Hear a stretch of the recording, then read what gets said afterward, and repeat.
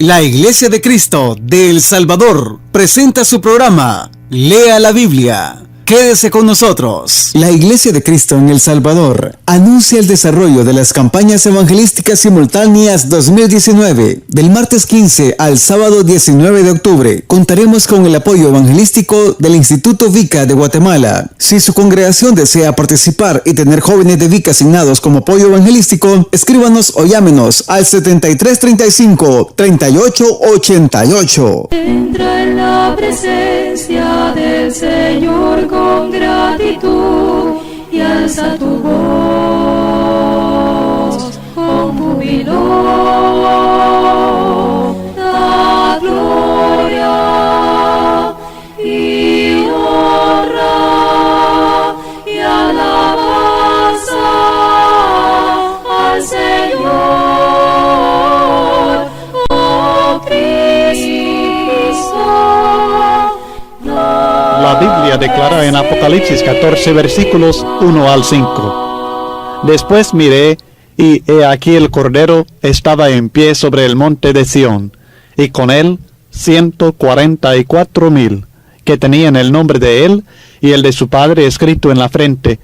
Y oí una voz del cielo como estruendo de muchas aguas, y como sonido de un gran trueno, y la voz que oí era como de arpistas que tocaban sus arpas, y cantaban un cántico nuevo delante del trono, y delante de los 4 seres vivientes, y de los ancianos.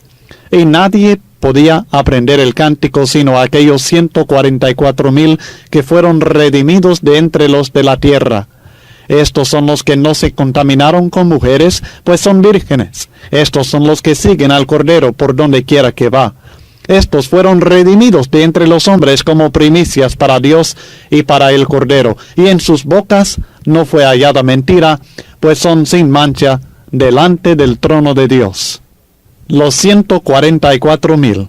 Este grupo simbólico ha sido el tópico de muchas discusiones. Es la base para varias doctrinas ajenas a la enseñanza del Nuevo Testamento. Algunos han concluido que este pasaje y el de Apocalipsis 7 versículos 1 al 8, que el número de personas que pueden ser redimidas y gozar de la vida celestial está limitado a 144,000. Creen que estos 144,000 son un grupo escogido de entre los siervos de Dios, un número literal de salvos con bendición espiritual diferente a la bendición que la mayoría de los salvos recibirán. Una enseñanza declara con aplomo que solamente 144,000 personas podrán entrar en el cielo. Los demás de los salvos, dice esta teoría humana, estarán en la tierra que hoy conocemos cuando ésta haya sido purificado. Así que es esencial que entendamos la enseñanza de la palabra de Dios acerca de los 144,000 para no caer en semejante error doctrinal. Además de esta importancia doctrinal, estos 144,000 son los únicos que se identificaban con Dios. La distinción marcada que se presenta en este pasaje es entre aquellos que llevaban la marca y el nombre de la bestia en la frente y los que llevaban el nombre de Dios en la frente. Los únicos que eran de Dios y que por tanto gozaban de la bendición de la protección de Dios eran los 144,000. Si queremos gozar de la bendición divina, tenemos que ser como ellos.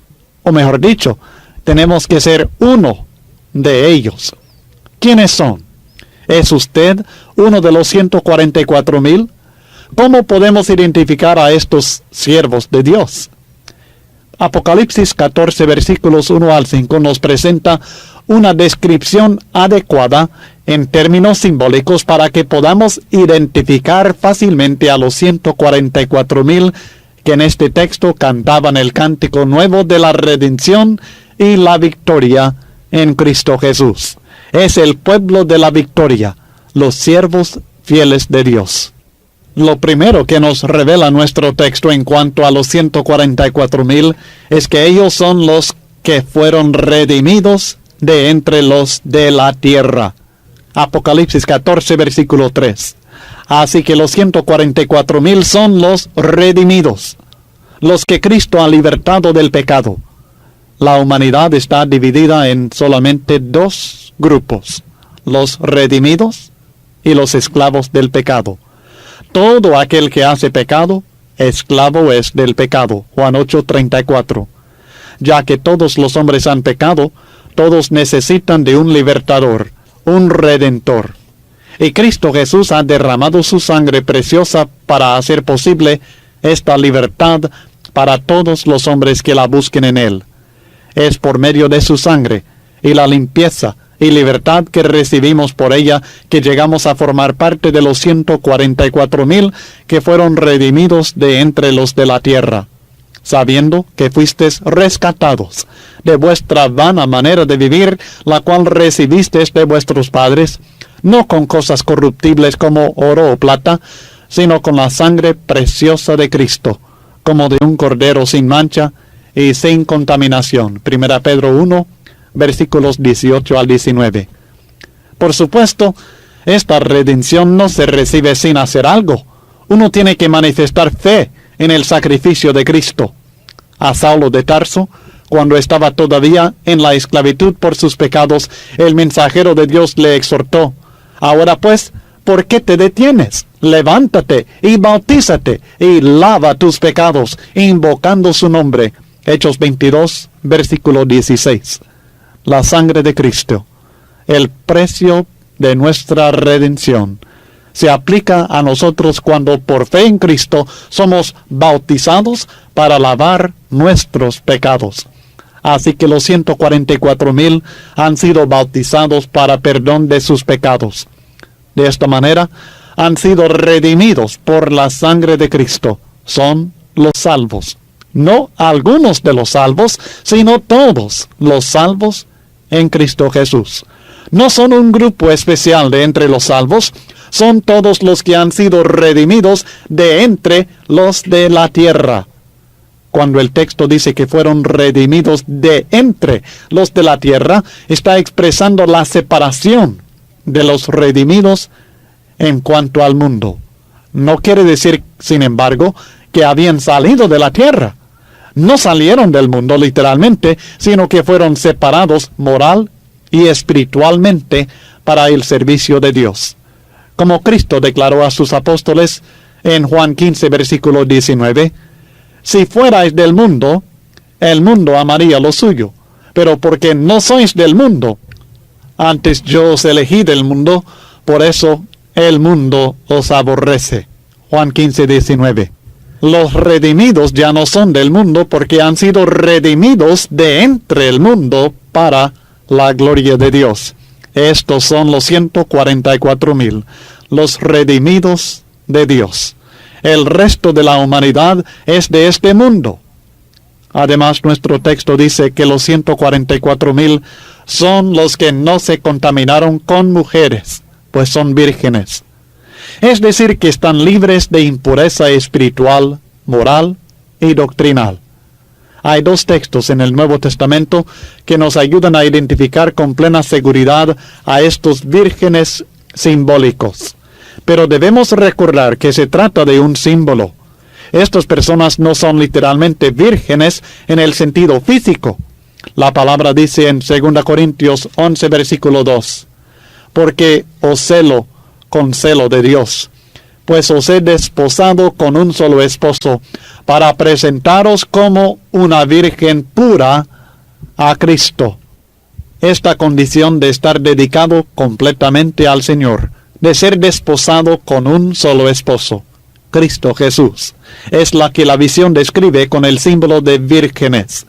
Estos vírgenes son la iglesia del Señor, representada en su devoción fiel y su pureza en relación a Cristo, el esposo. El símbolo de la iglesia como la esposa, la prometida de Cristo, es común en la Biblia, aún en el Apocalipsis.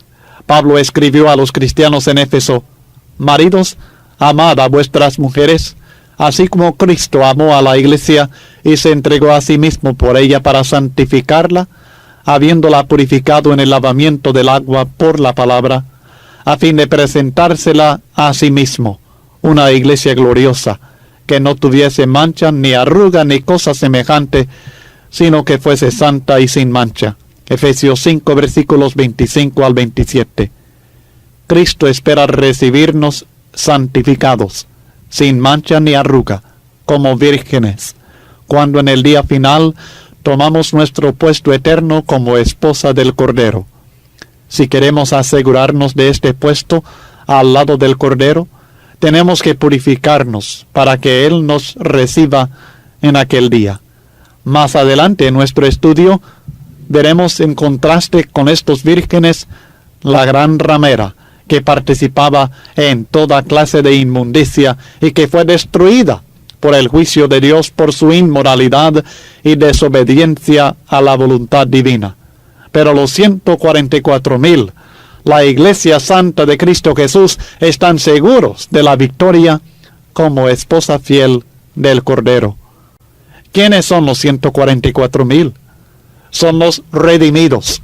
Son la Iglesia del Señor, vírgenes puros que se han guardado para ser presentados sin mancha a su Salvador en el día final. Estos son los que siguen al Cordero por donde quiera que va. Apocalipsis 14, versículo 4. Son seguidores, discípulos de Cristo. No hay discípulo verdadero que no sigue al Señor Jesucristo por donde quiera que vaya. El supuesto discípulo que niega a seguir a su Señor a alguna parte no es verdadero discípulo del Maestro. Si solamente seguimos a Cristo cuando estamos de acuerdo o cuando es fácil, no nos hemos entregado a Él todavía. Si somos discípulos únicamente cuando nos parece lo que está haciendo el Maestro, no somos dignos del nombre. Yendo a ellos, uno le dijo en el camino: Señor, te seguiré a donde quiera que vayas.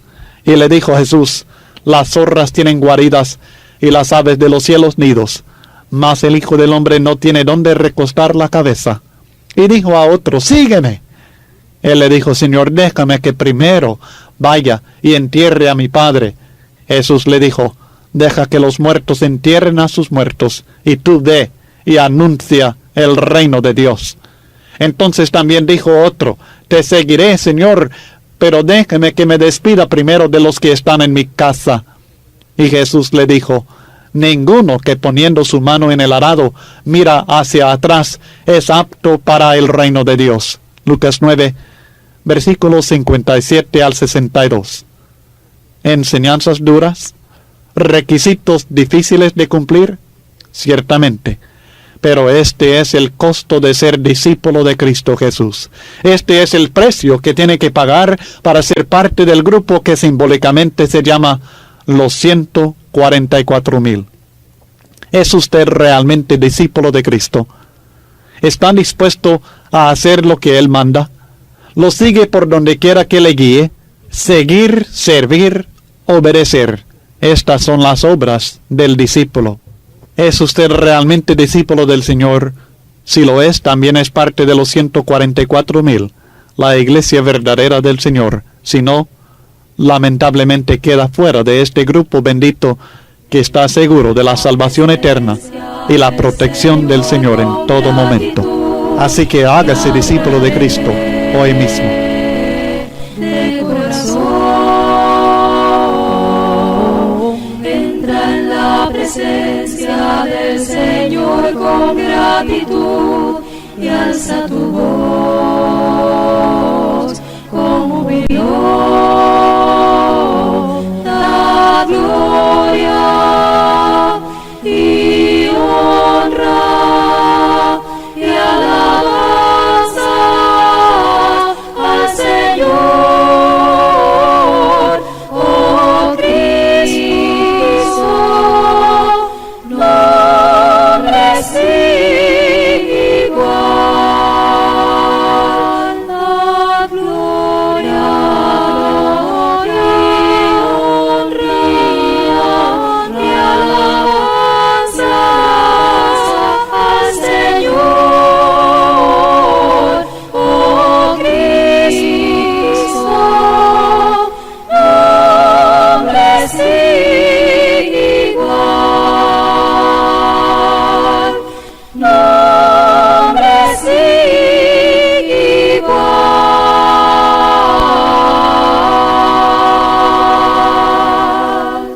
La Iglesia de Cristo en El Salvador le invita a su culto unido 2019, domingo 20 de octubre, de 8 de la mañana a 2 de la tarde, Gimnasio del Inframen en San Salvador. Predicador invitado, Samuel Matul desde Guatemala. No te quedes sin participar. Asiste al culto unido y adoremos todos juntos a Dios. Mirad cuán bueno y agradable es habitar todos los hermanos juntos en armonía. Para mayor información, escríbanos o llámenos al 7335-3888. Muy buenos días, respetables radioyentes. Habla para ustedes el hermano Alexander Castellanos desde la República de El Salvador.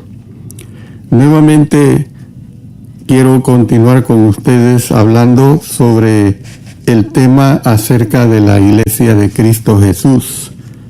Y ahora quiero, como siempre les he dicho, quiero siempre comenzar con interrogantes. Y la interrogante de este día es si es la Iglesia esencial e importante. Entonces, al oír usted esta interrogante, vamos a hacernos una pregunta. La pregunta ¿es la Iglesia esencial e importante? ¿Se necesita ser miembro de la Iglesia para ser salvo? ¿Puede alguien simplemente tener una relación individual con Jesús y no estar necesariamente relacionado con la Iglesia? Ocasionalmente puede oír que alguien dice: deme usted a Jesús, pero no a la Iglesia.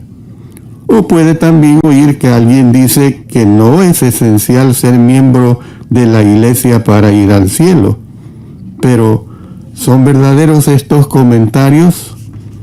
Yo he vivido mucho estas experiencias dentro de la Iglesia del Señor, de hermanos o hermanas que se desligaron de la vida en Cristo Jesús y que consideraron a bien reconciliar,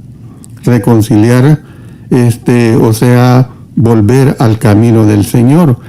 Pero ellos dicen, cuando están reconciliando, que ellos estaban alejados de la Iglesia nada más, pero de Dios no.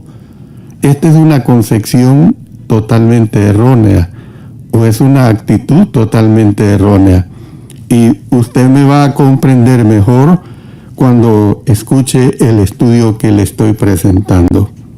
En la carta a la iglesia en Éfeso, el apóstol Pablo reveló exactamente lo esencial y valiosa que es la iglesia en nuestra relación con Dios. Note lo que dice la carta del apóstol Pablo en Efesios capítulo 2, versos 13 al 16. Pero ahora en Cristo Jesús, vosotros que en otro tiempo estabais lejos, habéis sido hechos cercanos por la sangre de Cristo, porque Él es nuestra paz, que de ambos pueblos hizo uno, derribando la pared intermedia de separación, aboliendo en su carne las enemistades, la ley de los mandamientos expresados en ordenanzas, para crear en sí mismo de los dos un solo y nuevo hombre, haciendo la paz, y mediante la cruz reconciliar con Dios a ambos en un solo cuerpo, matando en ella las enemistades.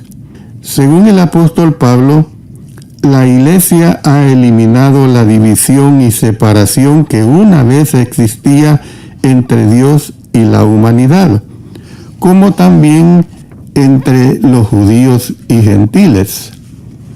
Por medio de Isaías capítulo 59, versos 1 y 2, y Romanos capítulo 6, 23, aprendemos que el pecado causó una división entre Dios y el pecador. La Biblia también enseña que a causa del pecado llegamos a ser enemigos de Dios, pero a causa de las buenas nuevas acerca de Jesús y su muerte en la cruz, podemos ser amigos de Dios y ser reconciliados en su favor amoroso. También vamos a leer de Romanos capítulo 5, versos 10 al 11. Porque si siendo enemigos fuimos reconciliados con Dios por la muerte de su Hijo, mucho más, estando reconciliados, seremos salvos por su vida. Y no solo esto, sino que también nos gloriamos en Dios por el Señor nuestro Jesucristo, por quien hemos recibido ahora la reconciliación. En el diccionario se define el verbo reconciliar. Reconciliar es restaurar la unión y amistad después del alejamiento. Por tanto, reconciliación es un término que hace referencia a grupos separados o fracciones que son reunidas. De Efesios capítulo 2, verso 16, aprendemos que se encuentra la reconciliación en el único cuerpo de Cristo. El apóstol Pablo identificó a ese cuerpo como la iglesia cuando dijo que Dios dio a Cristo por cabeza sobre todas las cosas a la iglesia, la cual es su cuerpo. Efesios capítulo 1, versos 22 y 23. El cuerpo de Cristo, o sea, los creyentes y la iglesia, son lo mismo. Por ende, si queremos ser salvos al ser reconciliados con Dios, debemos estar en el cuerpo, lo cual realmente es lo mismo que decir que debemos estar en la iglesia. Por tanto, si quiere ser reconciliado con Dios, debe estar en el cuerpo del Señor, la iglesia. Para ser salvo, usted debe de estar en la iglesia. Si usted continúa investigando el libro de Efesios, descubrirá otras razones por las cuales la iglesia es tan valiosa y esencial. El apóstol Pablo escribió en Efesios capítulo 3, versos 8 hasta el 11, dice lo siguiente: a mí, que soy menos que el más pequeño de todos los santos, me fue dada esta gracia de anunciar entre los gentiles el evangelio de las inescrutables riquezas de Cristo y de aclarar a todos cuál sea la dispensación del misterio escondido desde los siglos en Dios, que creó todas las cosas, para que la multiforme sabiduría de Dios sea ahora dada a conocer por medio de la iglesia a los principados y potestades en los lugares celestiales, conforme al propósito eterno que hizo en Cristo Jesús nuestro Señor. Por medio de este pasaje observamos dos cosas importantes. Primero, note que la iglesia es un ejemplo o un reflejo de la sabiduría de Dios. Desde su organización hasta su forma singular de adoración, la iglesia es la institución más grandiosa jamás establecida. Una de las cosas que la hace tan única es su compañerismo multicultural y multinacional. Un poco antes en Efesios, el apóstol Pablo reveló que existía una división entre los hombres, una división entre judíos y gentiles. Pablo hizo referencia a esta división en Efesios capítulo 2, verso 14, cuando habló de la existencia de una pared intermedia de separación. En un sentido, la pared que el apóstol Pablo mencionó en Efesios 2:14 era una pared literal. Se había levantado esta pared en el complejo del templo herodiano. Se la había diseñada para prevenir que los gentiles entraran al santuario del templo y a sus patios internos. Lo que debemos entender es que los gentiles a los gentiles no se les ofrecía ni se les extendía compañerismo verdadero con los judíos como resultado de esta barrera. No solamente eso, sino que esta pared era símbolo del hecho que a los gentiles no se les había dado un igual acceso a Dios y a sus bendiciones espirituales bajo el antiguo pacto. Los profetas del Antiguo Testamento, como lo son Isaías y Daniel, habían predicho la erradicación de esta división o pared de separación. Ambos habían profetizado acerca del plan de Dios de erradicar esa pared para poner término a la división entre los judíos y gentiles a través de la muerte de Cristo en la cruz y por medio del reino de Dios, la Iglesia. En Efesios capítulo 2, el apóstol Pablo expresó la idea que se había removido esta pared intermedia de separación a través de la obra redentora de nuestro Señor Jesucristo. Ahora los judíos y gentiles tenían igual acceso a las bendiciones espirituales y a las promesas de Dios, sin tener en cuenta la nacionalidad, clase social, afiliación política, nivel educacional. Todos podemos tener acceso a Dios por medio del cuerpo de Cristo que es la Iglesia. Entonces, esta Iglesia sería un organismo que incluiría a toda la gente y que se elevaría por encima de la nacionalidad y la etnia, ya que es el reino de Dios. La Iglesia consistiría de gente de todo el mundo, o como Isaías declaró, correrán a él todas las naciones. Isaías 2:2. En la Iglesia de Cristo no importa el color de su piel o el lugar donde nació, no importa si es hombre o mujer, rico o pobre, educado o no educado. La Iglesia es una familia. Si la Iglesia sigue el plan de Dios, será un ejemplo de la manera en que las personas de todas las nacionalidades y culturas pueden vivir juntas en paz y armonía. Hoy, cuando alguien, a través de la fe en Jesús, se bautiza en Cristo, se reviste de Cristo y llega a ser parte de una familia donde no existen paredes divisorias de nacionalidad o estatus social. Note lo que dice también el apóstol Pablo en Gálatas capítulo 3, versos 27 y 28. Porque todos los que habéis sido bautizados en Cristo, de Cristo estáis revestidos. Ya no hay judío ni griego, no hay esclavo ni libre, no hay varón ni mujer, porque todos vosotros sois uno en Cristo Jesús. La Iglesia es un ejemplo evidente de la manera en que Dios reúne a la gente. A través del bautismo en Cristo, las personas de todas las naciones y culturas llegan a ser uno.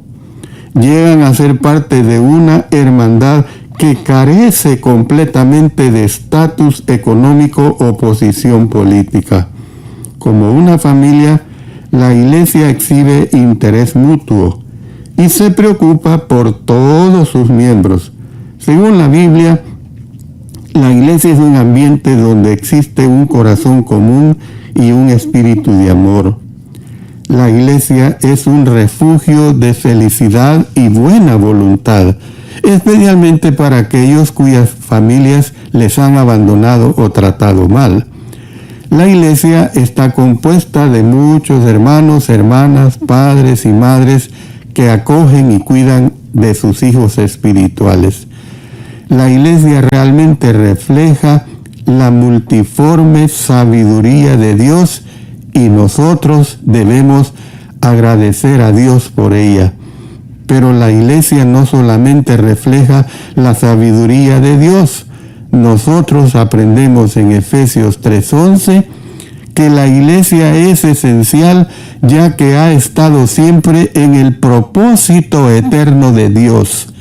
Estuvo en la mente de Dios mucho antes que el mundo fuera creado. A diferencia de la enseñanza incorrecta de algunos, la Iglesia no es una ocurrencia posterior o una decisión de último minuto. Una decisión de último minuto que el Señor hizo cuando supuestamente no pudo establecer un reino terrenal.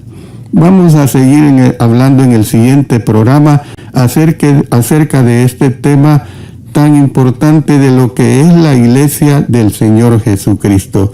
Recuerde, hablamos donde la Biblia habla y callamos donde ella calla. La Iglesia de Cristo en El Salvador presentó su programa Lea la Biblia. Sintonícenos todos los domingos a las 7 de la mañana en Radio Progreso. Llámenos o escríbanos al WhatsApp para cualquier consulta o sugerencia al 7343-5514, 7343-5514. Consulte nuestro sitio web www.iglesiadecristo.org.sb o www.cultivandoelalma.com. Si usted viaja al área de Los Ángeles, California, visite la Iglesia de Cristo en Van Nuys. Estamos en el 14655 del Sherman Way Boulevard. Llámenos al 818-9354-638 para brindarle más orientación.